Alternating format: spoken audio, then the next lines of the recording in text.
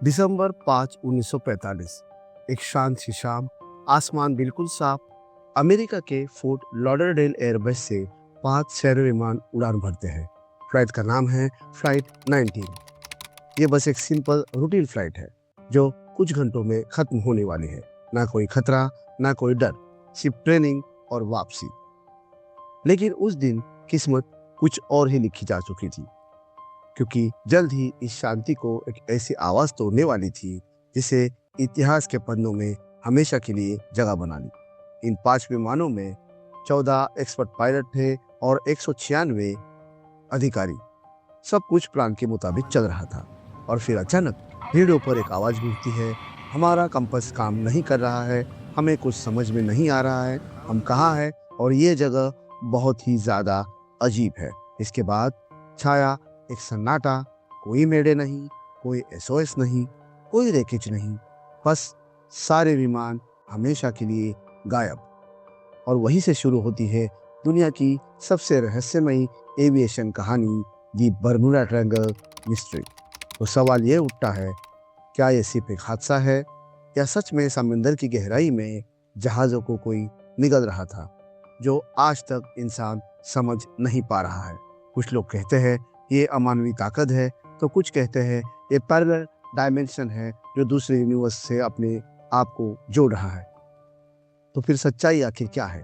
Bermuda triangle केवल एक कहानी नहीं, ये वो जगह है जहाँ विज्ञान और प्रकृति आमने सामने खड़े हो जाते हैं, जहाँ हर घटना, हर हादसा एक नया सवाल छोड़ देती है। आज हम उसी सवाल का जवाब ढूंढेंगे, तथ्यों के साथ, लॉजिक के साथ और सच्चाई के साथ। तो हमारे साथ जारी रहिए। मेरा नाम है स्वप्निल, आप देख रहे हैं अनोखे लाल और कहानी है बर्मुडा ट्रायंगल। बर्मुडा ट्रायंगल नाम सुनते ही दिमाग में वही डरावनी तस्वीर खड़ी हो जाती है। एक ऐसी जगह जहाँ जहाज हमेशा के लिए गायब हो रहे हैं, जहाँ आसमान में उड़ते विमान अचानक लापता हो जाते हैं और जहाँ समुद्र मानो इंसानों को निगल रहा है। लेकिन सवाल यह है, क्या यह सब सच है या ये सिर्फ डर, अफवाहों और मीडिया द्वारा बनाई हुई कहानियों का एक जाल है? सबसे पहले समझते हैं कि बर्मुडा ट्रायंगल कहाँ है। मियामी, बर्मुडा और पोर्टो रिको के बीच में एक विशाल समुद्री इलाका है जिसे द बर्मुडा ट्रायंगल कहा जाता है। ये लगभग 5 लाख वर्ग मील तक फैला हुआ है और हैरानी की बात यह है कि ये दुनिया का सबसे बड़ा बिजनेस और शिपिंग रूट है, जहाँ हर साल हजारों समुद्री जहाज और विमान गुजरते हैं और उनमें से लगभग सभी बिल्कुल सुरक्षित और मंजिल तक पहुंच जाते हैं। तो फिर सवाल यह है कि इसे ड्रैगन ट्रायंगल या डेथ जोन क्यों कहा गया है? कहानी शुरू होती है 1964 से। एक लेखक है विंसेंट गैडीज, जिन्होंने द इनविजिबल होराइजन नाम से एक किताब लिखी, जिसमें फ्लाइट 19 की ट्रेजेडी को उन्होंने कुछ इस तरह से पेश किया कि लोगों के मन में डर, रहस्य और सस्पेंस हमेशा के लिए बैठ गया। लेकिन क्या उन्होंने हर सच बताया था या फिर कहानी बेचने के लिए कुछ हिस्से दबा दिए थे? सच्चाई समझने के लिए हम उस दिन की रेडियो कन्वर्सेशन पर लौटते हैं। फ्लाइट से आवाज आई थी, fort Lauderdale, this is flight 19, हमारा कंपास काम नहीं कर रहा, डायरेक्शन समझ नहीं आ रही और हम अगर नॉर्थ में हैं तो फ्लोरिडा को हमारे ऊपर होना चाहिए। Lead pilot lieutenant Charles Taylor, उनकी मुख्य समस्या थी कंपास फेलियर। कंफ्यूजिंग बढ़ा और बाकी पायलट भी अपनी दिशा खो बैठे। गलत कमांड्स, गलत नेविगेशन और फिर वो लाइन जो आम जनता तक कभी पहुंचाई नहीं गई। हम समुद्र की तरफ बढ़ रहे हैं। आखिरी कंपास रीडिंग थी 290 डिग्री और उन्होंने कहा, वी आर लॉस्ट। कुछ देर में विमानों का फ्यूल खत्म हो गया और सारे प्लेन समंदर में गिर गए। क्या यह डरावना था? हाँ, लेकिन रहस्यमयी था? बिल्कुल नहीं, क्योंकि बाद में सर्वे में एक और सच्चाई सामने आई। उस दिन का मौसम बहुत ही स्क्वाली था। उसका मतलब बहुत ही ज्यादा अचानक तेज उठने वाले तूफान और खतरनाक हवाएं वहां चल रही थी। बेहद खराब विजिबिलिटी थी और सीधी भाषा में कहे तो कोई ज्यादा भरोसा नहीं था। ये मानवीय गलती, खराब मौसम और तकनीकी फेलियर का एक ऐसा ट्रैजिक कॉम्बिनेशन था जिसकी वजह से ये हादसा हुआ था। लेकिन एक सवाल आज भी बाकी है, अगर ये सिर्फ गलती थी तो लोग आज भी इसे क्यों एक रहस्य मान रहे हैं? क्योंकि कहानी यहाँ खत्म नहीं होती। लोग कहते हैं फ्लाइट 19 अकेला केस नहीं था और यही बात इस रहस्य को और बड़ा बनाती है। उसके बाद और एक केस की बात होती है यूएसएस साइक्लोप्स 1918, एक विशाल अमेरिकी जहाज जो अमेरिकी का नेवल शिप था। 306 लोग उसके बोर्ड पे सवार थे और फिर वो जहाज हमेशा के लिए पूरी तरह से गायब हो गया। ना कोई मदद की गुहार लगाए, ना कोई मलबा और ना कोई अंतिम संकेत। सीधा फैसला, बर्मुडा ट्रायंगल ने इस जहाज को खा लिया। लेकिन जब असली इन्वेस्टिगेशन हुई तो सच्चाई कुछ और ही निकली। उस समय पहला विश्व युद्ध जारी था। जर्मन यू बोट्स अमेरिकी जहाज़ों की तलाश में वहां पहले से ही घूम रही थी। जहाज मैकेनिकली काफी कमजोर हो चुका था और जहाज अपनी क्षमता से ज्यादा वजन भी ढो रहा था। तो क्या यह रहस्य था? नहीं, लेकिन ये एक ट्रेजेडी जरूर थी। दूसरा केस है फ्लाइट 19 का, जिसकी हमने इस वीडियो की शुरुआत में बात की थी। वो भी तकनीकी फेलियर और कंफ्यूजन का ही नतीजा था। मीडिया ने इसे एक मिस्ट्री बना दिया, हालांकि इसके सारे जवाब बिल्कुल साफ थे।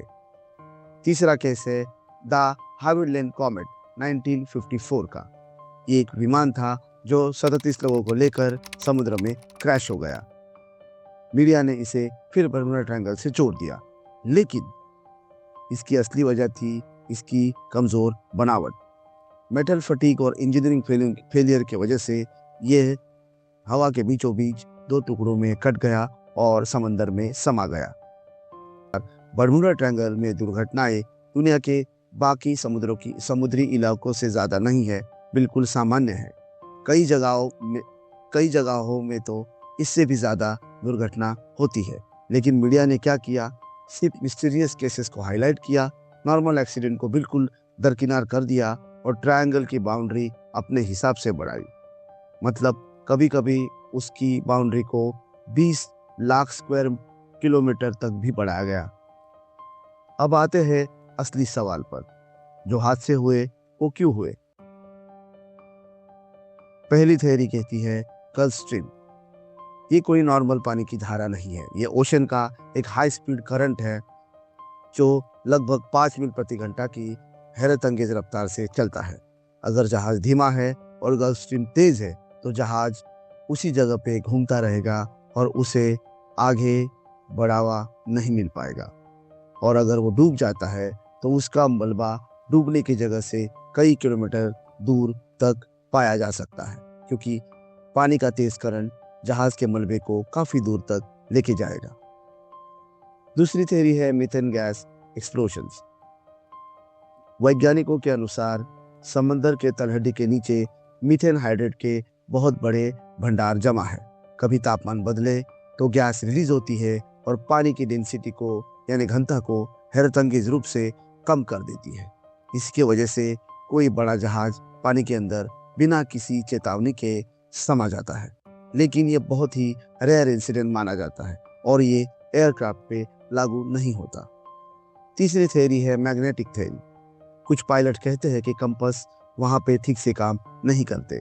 साइंस कहता है ये रेयर डेविएशन है, अक्सर इंस्ट्रूमेंटल फॉल्ट होते हैं और साइंस अक्सर जीतता है, तर्क नहीं। चौथी थ्योरी है अटलांटिस की। कुछ लोग कहते हैं अटलांटिस सभ्यता दुनिया की प्राचीनतम सभ्यता है, जिसके पास क्रिस्टल और पिरामिड्स थे और एनर्जी के बीम थे। लेकिन एविडेंस उसके लिए भी कुछ नहीं है। ये सिर्फ एक साइंस फिक्शन है, क्योंकि अटलांटिस के बारे में कई ज्यादा अफवाहें पहले ही फैल चुकी है।